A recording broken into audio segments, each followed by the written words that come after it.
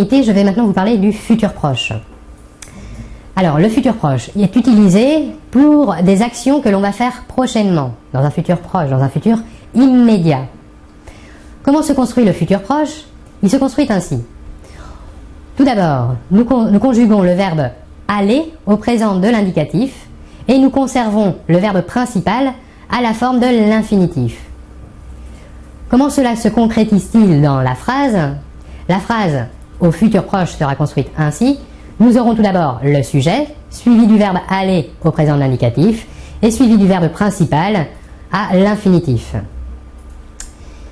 Voilà des exemples pour chaque personne, les 6 personnes de la conjugaison. Pour la première personne, nous aurons « je vais étudier le futur proche ».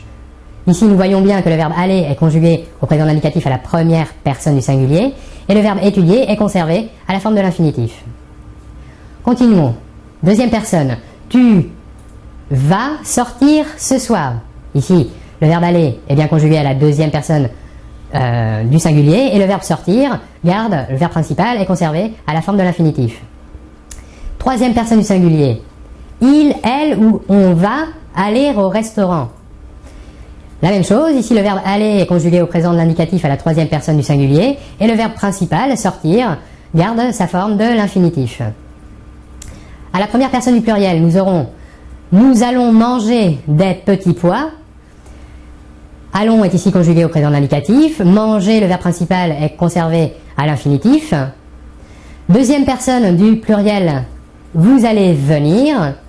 Ici, le verbe aller est bien conjugué au présent de l'indicatif à la deuxième personne du pluriel.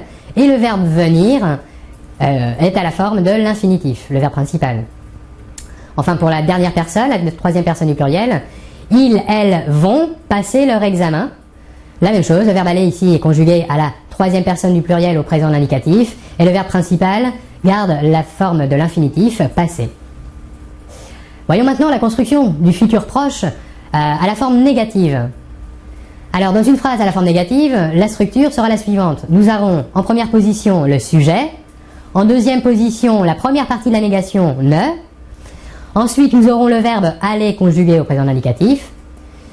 En troisième position, nous aurons la deuxième partie de la négation, pas, qui sera suivie du verbe principal à l'infinitif. Prenons le premier exemple à la première personne du singulier et mettons-la à la forme négative et nous obtiendrons « je ne vais pas étudier le futur proche ». Voilà, pour la conjugaison des verbes au futur proche, je vous remercie beaucoup de votre attention et l'on se retrouve très bientôt. Au revoir.